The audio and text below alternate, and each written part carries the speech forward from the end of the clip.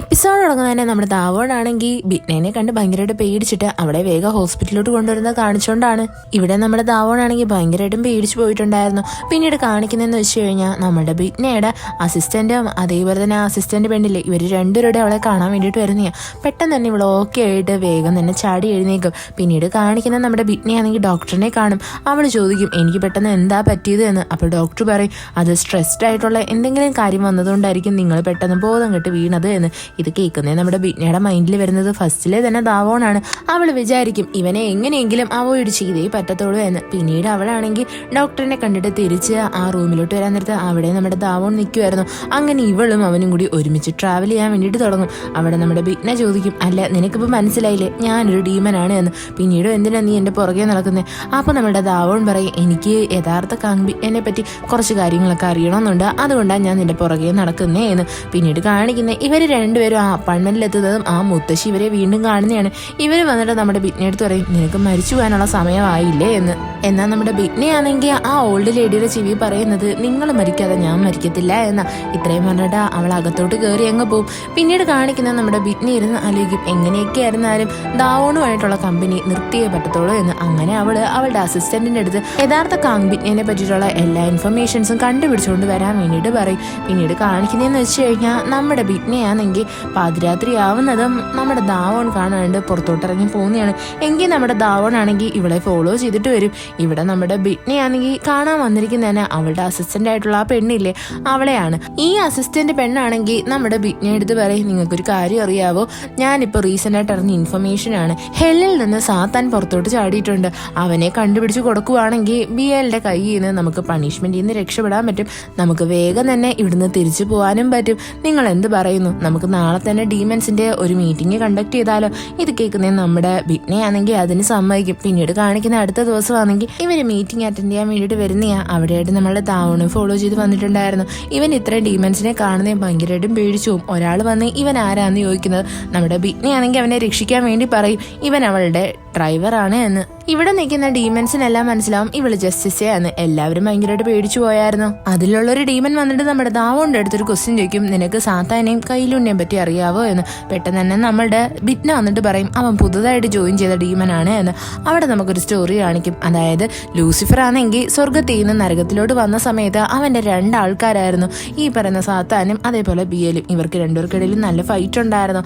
അവസാനം ഈ സാത്താനാണെങ്കിൽ ലൂസിഫറിന്റെ സ്പെഷ്യൽ ആയിട്ടുള്ള ഒരു കല്ലായിട്ടുള്ള കയ്യിലൂൺ എടുത്തുകൊണ്ട് ഭൂമിയിലോട്ട് ഓടി വരും. ഈ കയ്യിലുണ്ട് പ്രത്യേകത എന്ന് വെച്ച് കഴിഞ്ഞാൽ ഏതെങ്കിലും ഒരു മനുഷ്യന്റെ ശരീരത്തിൽ വെച്ച് കഴിഞ്ഞാൽ അതിനെ ജീവനോടെ കൊണ്ടുവരാൻ വേണ്ടിയിട്ട് പറ്റും. ഇവിടെ അവര് ഇതിനെപ്പറ്റിയൊക്കെ സംസാരിച്ചുകൊണ്ടിരിക്കും. സത്യം പറഞ്ഞാൽ നമ്മളുടെ ദാവോണാണെങ്കിൽ ഒരു ഐഡിയ കിട്ടിയിട്ടുണ്ട്. ജസ്റ്റിസ് എന്ന് പറയുന്നത് ഈ ബിയലിനെ പോലെ തന്നെ ഭയങ്കര പവർഫുൾ ആയിട്ടുള്ളൊരു ലേഡിയാണ് എന്ന്. അങ്ങനെ ഇരിക്കാൻ നേരത്തെ അവിടെയുള്ള ഡീമൻസ് എല്ലാവരും വന്നിട്ട് ചാരിറ്റി ചെയ്യാൻ വേണ്ടി തുടങ്ങും. ഉണ്ടാക്കിയ ഫുഡെല്ലാം നാട്ടുകാർക്ക് കൊണ്ടുവന്ന് കൊടുക്കും. അതിനകത്തുള്ളൊരു ഡീമൻ ആണെങ്കിൽ വയസ്സായ ഒരു അപ്പൂപ്പനെ കെട്ടിപ്പിടിച്ച് കരയും. ഇത് നമ്മുടെ ദാവോൺ കാണും. പെട്ടെന്ന് തന്നെ ആ ഡീമൻ വന്നിട്ട് ഇവന്റെ അടുത്ത് പറയും നീ ഞാൻ കരഞ്ഞത് കണ്ടോ? ജസ്റ്റിസ് എടുത്ത് പറഞ്ഞു കൊടുത്തു കഴിഞ്ഞാൽ അവൾ എന്നെ കൊന്നു കളയുമെന്ന്. പെട്ടെന്ന് തന്നെ നമ്മളുടെ ദാവോൺ ഒരു മനുഷ്യനാണെന്ന് അവന് മനസ്സിലാവും. അപ്പൊ നമ്മളുടെ ദാവോൺ പറയും നമുക്ക് രണ്ടുപേർക്കും അങ്ങോട്ടും ഇങ്ങോട്ടും സീക്രട്ട് കീപ്പ് ചെയ്ത് വെച്ചേക്കാം. അല്ല നിങ്ങൾ എന്തിനാ ഈ ജസ്റ്റിസിനെ ഇത്രയ്ക്ക് പേടിക്കുന്നേ? അപ്പൊ അവൻ പറയും നീ അവരുടെ അടുത്ത് നിന്ന് മാറി നിൽക്കുന്നതായിരിക്കും നിന്റെ ആരോഗ്യത്തിന് നല്ലത് എന്ന്. നമ്മളുടെ ദാവോണിന് അറിയേണ്ടതെന്ന് വെച്ച് കഴിഞ്ഞാൽ ഇവൾ എന്തിനാണ് ജഡ്ജിന്റെ ദേഹത്ത് കയറിയിട്ട് ആൾക്കാരെയൊക്കെ കൊല്ലുന്നത് എന്നാൽ ഇവിടെ അവൻ അതൊന്നും പറയാൻ റെഡി ആവത്തില്ല. പെട്ടെന്ന് തന്നെ നമ്മളുടെ ബിഗ്ന അതിലേ വരുന്നത് നമ്മുടെ ദാവോൺ പറയും ഞാൻ നിങ്ങളെ ഡ്രോപ്പ് ചെയ്യാ എന്ന്. അവന് ഇപ്പോഴും അവളെ പറ്റി കുറെ ഡൗട്ട് ഉണ്ടായിരുന്നു. എന്നാൽ നമ്മുടെ ബിഗ്നയ്ക്കാണെങ്കിൽ ഇപ്പോഴും ഓക്കെ അല്ല. പെട്ടെന്ന് തന്നെ ദാവോൺ പറയും ഞാൻ നിന്നെ ഡ്രോപ്പ് ചെയ്യാ എന്ന്. അവള് പറയും വേണ്ട നീ ഇവിടെ നിന്ന് പോയി തന്നാ മതി എന്ന്. എന്നെ ഫോളോ ചെയ്യേണ്ട ആവശ്യമില്ല എന്ന് പറയും. പിന്നീട് കാണിക്കുന്നത് നമ്മളുടെ ബിഗ്നയുടെ അസിസ്റ്റന്റിലെ അവൻ വീണ്ടും ചർച്ചിലായിട്ട് പോകാൻ ഒരുങ്ങുന്നതാണ്. അവൻ നല്ലതുപോലെ സ്ട്രഗിൾ ചെയ്യുന്നുണ്ട് അതിൻ്റെ അകത്ത് കയറാൻ വേണ്ടിയിട്ട്. പിന്നീട് കാണിക്കുന്ന നമ്മളുടെ ദാവോൺ ആണെങ്കിൽ അവന്റെ കൊളീഗ്സിന്റെ അടുത്ത് ഒന്ന് പറയുന്നേ. അതായത് ബിഗ്നയാണെങ്കിൽ ഒരു ഡീമനാണ്, അവളാണ് എല്ലാവരെയും കൊന്നു കളയുന്നത് എന്ന്. ഇത് കേൾക്കുന്നത് അവന്റെ കൊളീഗ്സ് ആണെങ്കിൽ ആദ്യമേ ചിരിച്ചങ്ങ് തള്ളും. എന്നാൽ നമ്മളുടെ ദാവോന്റെ അമ്മ പറയും അങ്ങനെയാണോ എങ്കിൽ നീ ഇതിന് വേണ്ടിയിട്ട് തെളിവ് കൊണ്ടുവരണോ എന്ന്. പിന്നീട് കാണിക്കുന്നതെന്ന് വെച്ച് കഴിഞ്ഞാൽ ഒരു ഇൻസിഡന്റ് ആണ്. അതായത് ഒരു ഫാമിലിയിലുള്ള എല്ലാവരും മരിച്ചു കിടക്കുക. അവിടെ ഒരു അച്ഛൻ മാത്രമാണ് ഉള്ളത്. അങ്ങനെ അയാളാണെങ്കിൽ പോലീസിനെ കോൾ ചെയ്തിട്ട് അവരെല്ലാവരും അവിടേക്ക് എത്തും. പോലീസ് വന്നിട്ട് ചോദിക്കും ഇവർക്കെല്ലാവർക്കും എന്ത് പറ്റിയതാ എന്ന്. എന്നാൽ ഇയാൾ പറയും എനിക്കറിയാം ഇവരെ എല്ലാവരും ആരാ കൊന്നത് എന്ന്. എന്നിട്ട് അയാൾ ഒരുമാതിരി ചിരിച്ചുകൊണ്ട് പറയും ഞാൻ തന്നെയാണ് എന്ന്. പിന്നീട് കാണിക്കുന്ന നമ്മളുടെ ദാവോണും അവന്റെ ആ കൊളീഗ്സ് എല്ലാവരും കൂടി ആ സംഭവ സ്ഥലത്ത് എത്തുന്നതാണ്. സീൻ കാണുന്നതും അവന് ഓർമ്മ വരുന്നത് അവന്റെ കുട്ടിക്കാലവാ. അവൻ ഭയങ്കരമായിട്ട് നെർവസ് ആവും. പെട്ടെന്ന് തന്നെ അവന്റെ അമ്മ അവനെ വിളിച്ചുകൊണ്ട് വന്നിട്ട് പറയും നീ ഓക്കെ അല്ലെങ്കിൽ നീ ഈ കേസ് നോക്കണ്ട എന്ന്. എന്നാൽ നമ്മളുടെ ദാവോൺ അതിന് റെഡി അല്ലായിരുന്നു. പിന്നീട് കാണിക്കുന്നത് ആ കേസിന്റെ ഒരേ ഒരു ദൃക്സാക്ഷിയും അതേപോലെ തന്നെ കുറ്റവാളിയായിട്ടുള്ള ആ അച്ഛനെ പിടിച്ചുകൊണ്ട് വന്ന് ഇൻവെസ്റ്റിഗേറ്റ് ചെയ്യുന്നതാണ്. അയാളാണെങ്കിൽ പറയുന്നതെന്ന് വെച്ച് കഴിഞ്ഞാൽ എനിക്കൊന്നും ഓർമ്മയില്ല എന്നാണ്. അയാൾ ഭയങ്കര ഇന്നസെന്റ് കളിക്കും. എന്നാൽ അയാൾ അവിടെ പ്രൂവ് ചെയ്യും, അതായത് അയാൾക്ക് സ്പ്ലിറ്റ് പേഴ്സണാലിറ്റി ഉണ്ട് എന്ന്.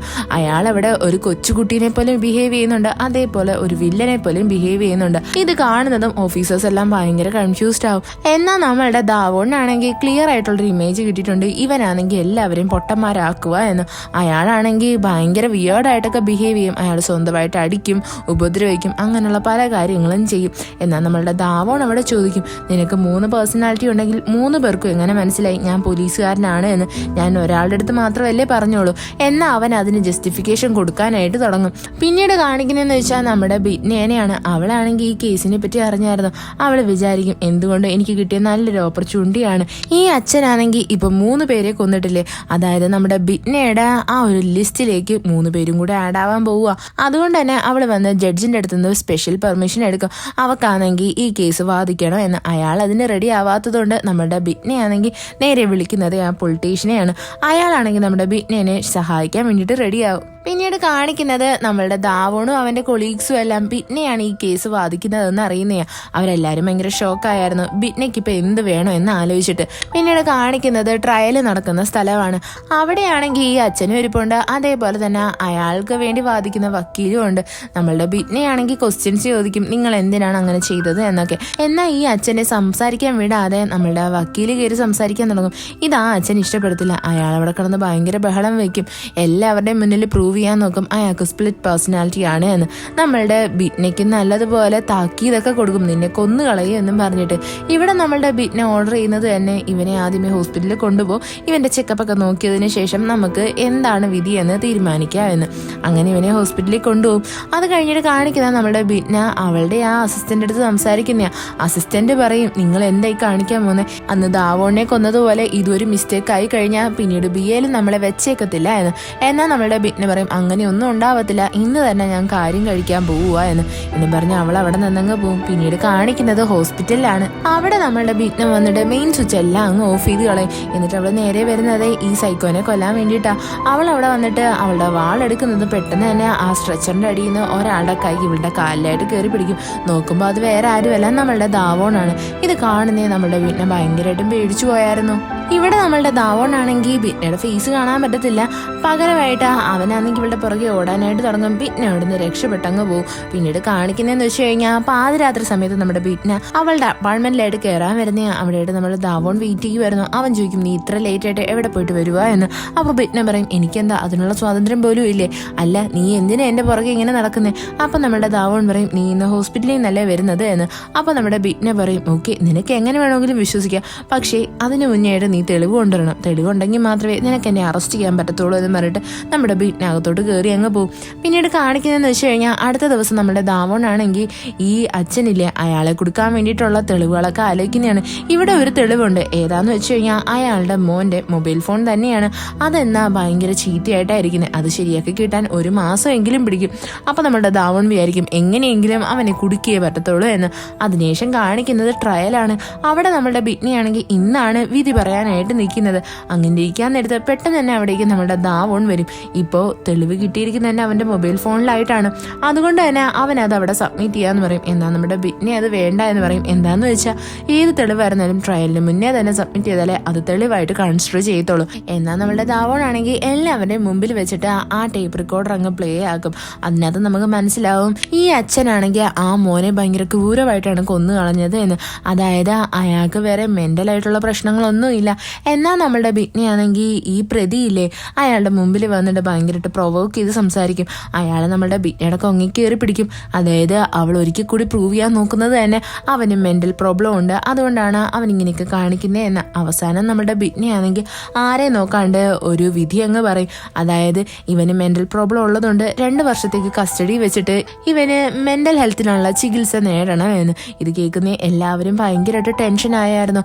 അങ്ങനെ നമ്മുടെ ബിറ്റ്നി അവിടെ നിന്ന് എഴുന്നേറ്റ് പോകുന്നതും ഈ പ്രതിയുടെ ഭാര്യയുടെ അമ്മയുണ്ടല്ലോ അവരവിടെ എഴുന്നേറ്റ് നിന്നിട്ട് നമ്മുടെ ബിറ്റ്നെ എടുത്ത് ചോദിക്കും, നിങ്ങൾക്കൊരു മോളുണ്ടെങ്കിൽ നിങ്ങൾ അവരെടുത്തും ഇങ്ങനൊരു വിധിയായിരിക്കും പറയുന്നത് എന്ന്. സത്യം പറഞ്ഞാൽ ഇത് കേൾക്കുന്നത് നമ്മുടെ ബിറ്റ്നയുടെ അവസ്ഥ ഭയങ്കര മോശമാവാൻ തുടങ്ങിയായിരുന്നു. അവൾക്ക് എന്തോ പോലെ ഫീൽ ചെയ്യും. പിന്നീട് കാണിക്കുന്നത് നമ്മളുടെ ഈ പ്രതിയില്ലേ അവനെയും കൊണ്ട് നമ്മുടെ ദാവോൺ ആണെങ്കിൽ ഹോസ്പിറ്റലിലോട്ട് പോകുന്നതാണ് എസ്കോർട്ടായിട്ട്. എന്നാൽ പോകുന്ന വഴിയിൽ വെച്ചിട്ട് രണ്ടാൾക്കാർ വന്നിട്ട് ഇവന്മാരെ അടിച്ച് ശരിയാക്കി നമ്മളുടെ ഈ പ്രതിനെ എടുത്തോണ്ടങ്ങ് പോകും. ഇവന്മാർ വേറെ ആരുമല്ല, നമ്മളുടെ ബിറ്റ്നെ പറഞ്ഞ് ഏൽപ്പിച്ച രണ്ട് ഡീമൻസ് തന്നെയാണ്. ഇവന്മാരുടെ കൂടെ ഫൈറ്റ് ചെയ്യാൻ വേണ്ടിയിട്ട് ദാവോൺ ട്രൈ ചെയ്യും. എന്നാൽ ദാവോണിനാണെങ്കിൽ ഇവന്മാരുടെ മുമ്പിൽ പിടിച്ച് നിൽക്കാനേ പറ്റത്തില്ല.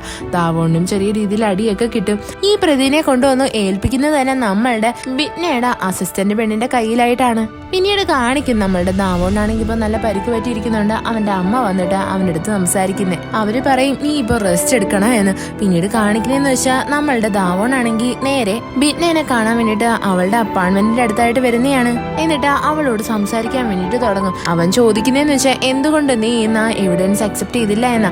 അപ്പൊ നമ്മുടെ ബിറ്റ്നെ പറയും നിനക്ക് നന്നായിട്ട് അറിയാലോ.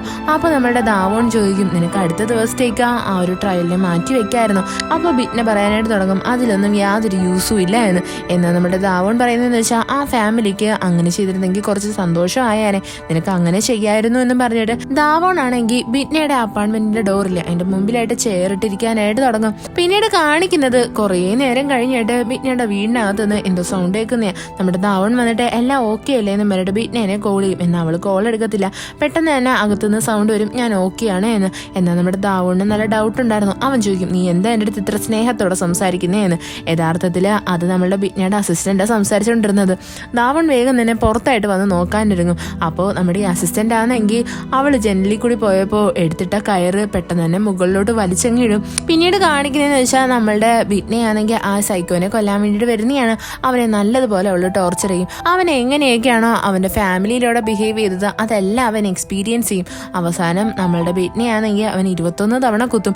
അത്രയും തവണയാണ് അവൻ അവന്റെ ഫാമിലി മെമ്പേഴ്സിനെയും കുത്തിയത്.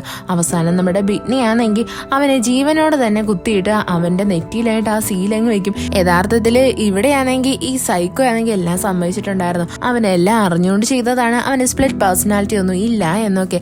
പിന്നീട് കാണിക്കുന്നതെന്ന് വെച്ച് കഴിഞ്ഞാൽ അടുത്ത ദിവസം രാവിലെയാ നമ്മുടെ ദാവോൺ ചെറുതായിട്ടൊന്ന് ഉറങ്ങിപ്പോയായിരുന്നു. അവൻ കണ്ണുറന്ന് നോക്കുന്നതും അവിടെയായിട്ട് നമ്മളുടെ ബിറ്റ്ന അവളുടെ ഡോറ് തുറന്ന് പുറത്തോട്ടിരും. ആ ടൈമിൽ തന്നെ അവൻ ഇൻഫർമേഷനും കിട്ടും. അതായത് ഈ സൈക്കോ മരിച്ചുപോയി, അവന്റെ ബോഡി കിട്ടിയിരിക്കുന്നത് തന്നെ നമ്മുടെ ദാവോണിന്റെ പോലീസ് സ്റ്റേഷന്റെ പരിധിയിലാണ് എന്ന്. അങ്ങനെ ദാവോൺ പെട്ടെന്ന് തന്നെ ഷോക്കായിട്ട് അവിടേക്ക് വരും.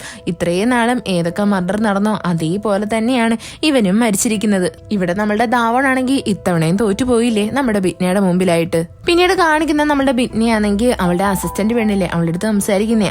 അവളുടെ അടുത്ത് പറയും നീ എന്തിനാണ് അനാവശ്യമായിട്ട് ദാവോണിന് പരിക്കേൽപ്പിച്ചത്, നിന്റെ ആൾക്കാരുടെ അടുത്ത് അത് പറഞ്ഞുകൂടായിരുന്നു എന്ന്.